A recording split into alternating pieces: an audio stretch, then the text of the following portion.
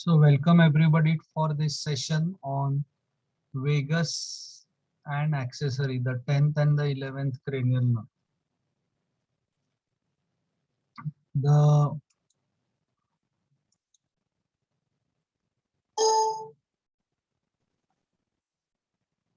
Now these are the various nuclei from which the vagus nerve takes its origin. Fibers. Okay, dorsal nucleus of vagus. This is the nucleus which gives rise to the fibers of the vagus which supply the GI tract, the heart, the lungs. Dorsal nucleus of vagus. The nucleus of tractus solitarius. This is for the taste sensation of the posterior most part of the tongue and also for sensations from the viscera. Now this section you can see the olivary nucleus. So this is a section in the medulla. Then here we can see the spinal nucleus of trigeminal. So some part of the skin of the ear is supplied by the vagus. Here is nucleus ambiguous, which gives rise to the fibers of the larynx, the muscles of the larynx. Now let us talk about the functional components of the vagus nerve. Coming to the efferent components first. Special visceral efferent component for the muscles of pharynx and larynx. They arise from the nucleus ambiguous. Special visceral efferent component a nerve will possess whenever it supplies muscles developing from pharyngeal arches. General visceral efferent. This is whenever a nerve is a part of parasympathetic outflow. So they arise from the dorsal nucleus of vagus.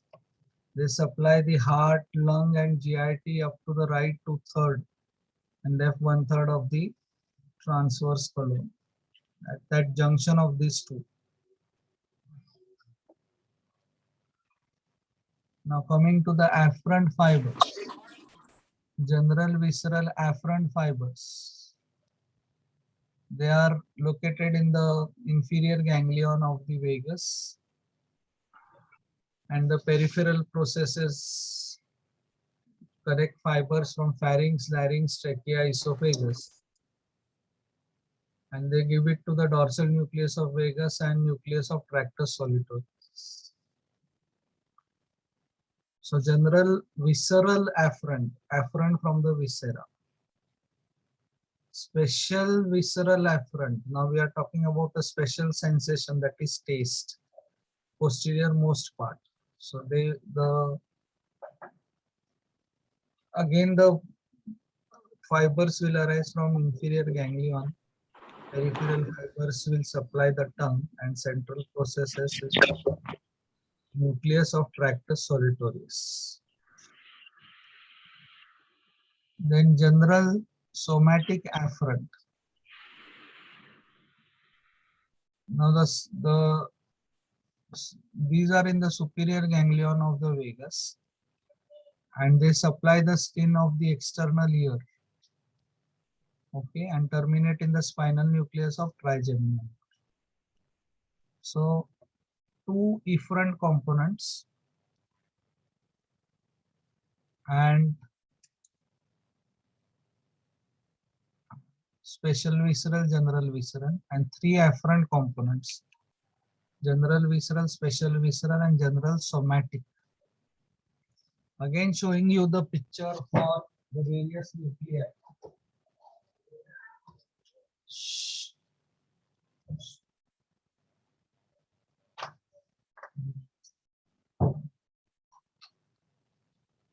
So this is again a picture showing the various nuclei, dorsal from where the vagus nerve takes the fibers, nucleus ambiguous, dorsal nucleus of vagus, nucleus of tractus solitarius, and spinal nucleus of trigeminal.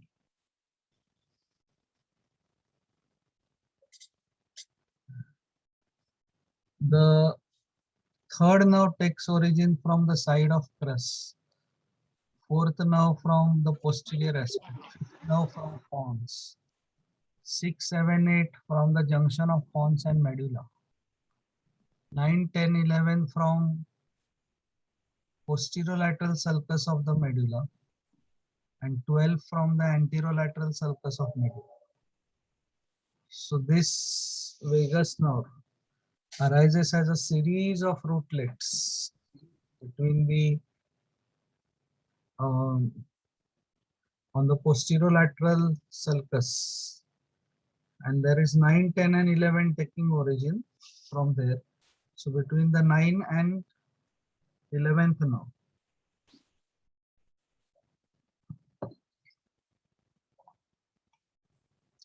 So the rootlets, they unite and they pass through the jugular foramen, intermediate part. 9, 10 and 11, 3 cranial nerves come out through the jugular foramen, and just below the foramen it has the superior ganglion and the inferior ganglion. The cranial root of accessory nerve will join the vagus just below the inferior jugular vein. Okay. Then the nerve passes through the carotid sheath along with the internal carotid artery and internal jugular vein. Okay, and at the root of the neck, it enters the thorax by crossing in front of right subclavian artery on the right side, and on the left side between the left common carotid and left subclavian.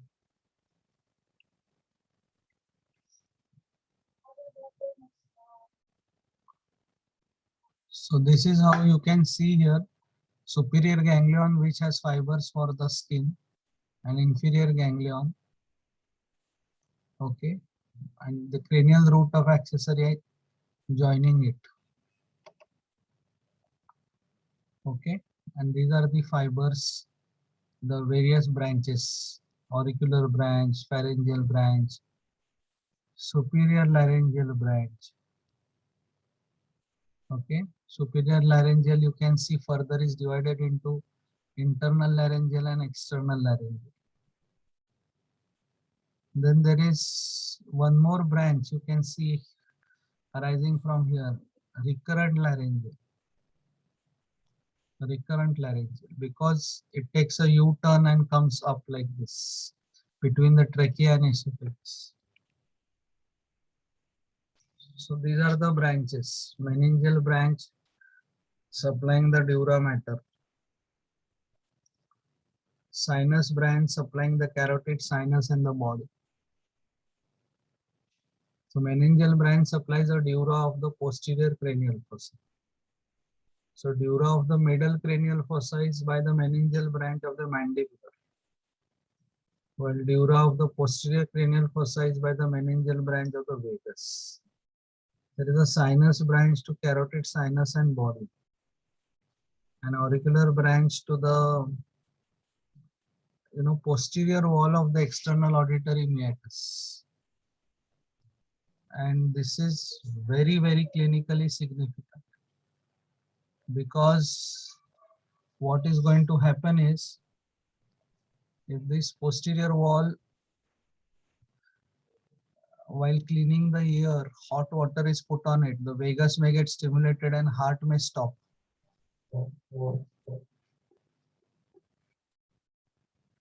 this auricular branch of vagus, sometimes people put a irritant cotton in the ear so that vagus is stimulated and digestion improves. So there are 4 branches given by the vagus nerve in the neck: pharyngeal branch, superior laryngeal, recurrent laryngeal, and cardiac. So pharyngeal has both motor and sensory fibers. It becomes a part of the pharyngeal plexus, supplies the palate muscles. Okay. It The superior laryngeal nerve, it passes between the external and internal carotid and divides into external and internal laryngeal. Now, internal laryngeal pierces the thyroid membrane. Very important. It is a MCQ. The nerve which pierces the thyroid membrane is internal laryngeal nerve, branch of superior laryngeal. Superior laryngeal divides into external and internal. Internal is sensory, external is motor. While external laryngeal goes down to supply a muscle of the larynx, that is the cricothyroid muscle. While internal supplies the mucosa of the up to the glottis.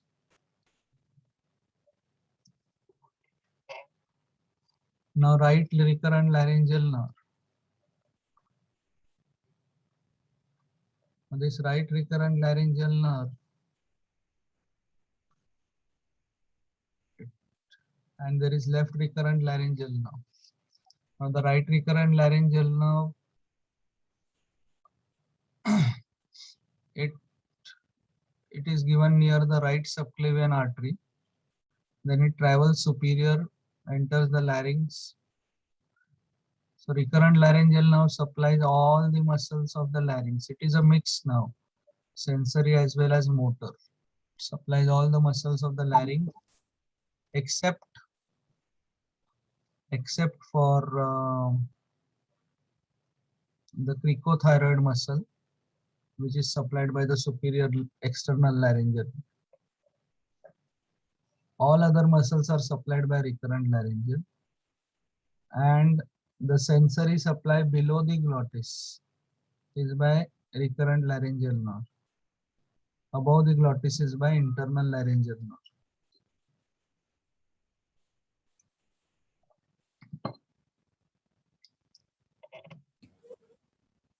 So now what happens is this nerve enters the larynx between the cricopharyngeus muscle and esophagus. The left recurrent laryngeal loops around the aortic arch and then enters the larynx. All the laryngeal musculatures, they are supplied by recurrent laryngeal nerve except cricothyroid muscle, which is supplied by external laryngeal. While vagus is in carotid sheath, it gives a superior cardiac nerve, so which supplies parasympathetic fibers to the heart. Again, you can see the nerves. Auricular branch, laryngeal branch, superior laryngeal branch dividing into internal laryngeal and external laryngeal. External laryngeal supplies cricothyroid muscle. Internal laryngeal pierces cricothyroid membrane. And this is recurrent laryngeal. Recurrent laryngeal again supplies the larynx, all muscles except cricothyroid because it is supplied by external laryngeal. Internal laryngeal supplies the sensations up to the vocal cords. Below the vocal cords, the sensations are by recurrent laryngeal. The vagus also gives anterior and posterior bronchial branches. Okay. This, along with the anterior, form the anterior pulmonary plexus, and posterior branches from posterior pulmonary plexus. And there are esophageal branches. Okay, given to the esophagus. There are gastric branches. These are called as the celiac branches, mainly derived from the right vagus. They will also supply pancreas, spleen, kidney, adrenals. Okay, so vagus supplies the lung via bronchial branches. Then it supplies esophagus. Then it supplies stomach by celiac branches, and the celiac branches also supply organs like pancreas, spleen, kidney, adrenal. So the lesions of the vagus will produce paralysis of soft palate, loss of gag reflex. Gag reflex is when we touch the pharynx, there is contraction of pharyngeal muscles. Then there is unilateral loss of cough reflex and hoarseness of voice. Coming to the 11th nerve.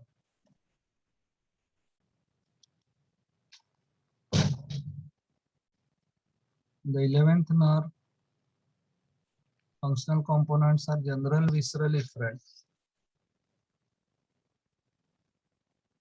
They'll supply the muscles of the palate, pharynx, and larynx. Arise from nucleus ambiguous and distributed through vagus. General somatic efferent. They will supply two muscles, trapezius and sternocleidomastoid. So this component, special visceral efferent, is for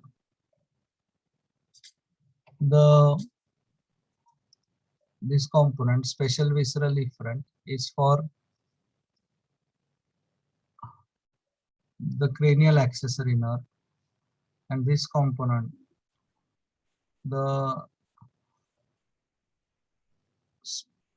which supplies the trapezius and sternocleidomastoid, is for the spinal accessory nerve.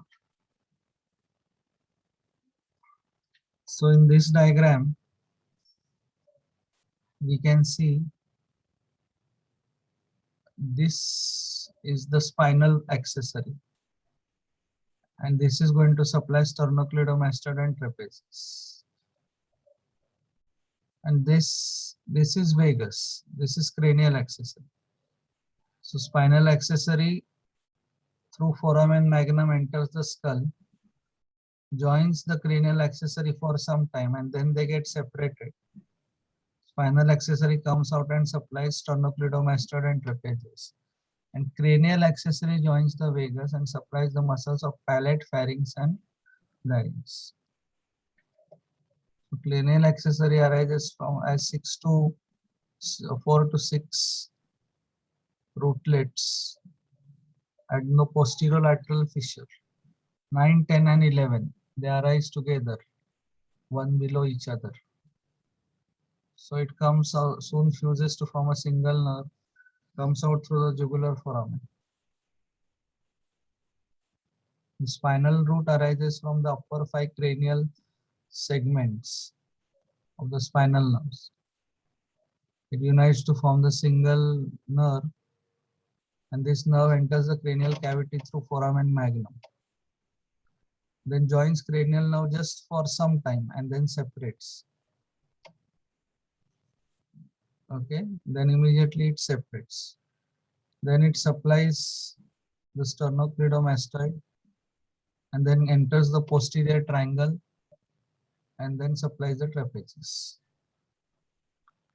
So unilateral peripheral lesion of spinal nerve can cause paralysis of sternocleidomastoid and trapezius.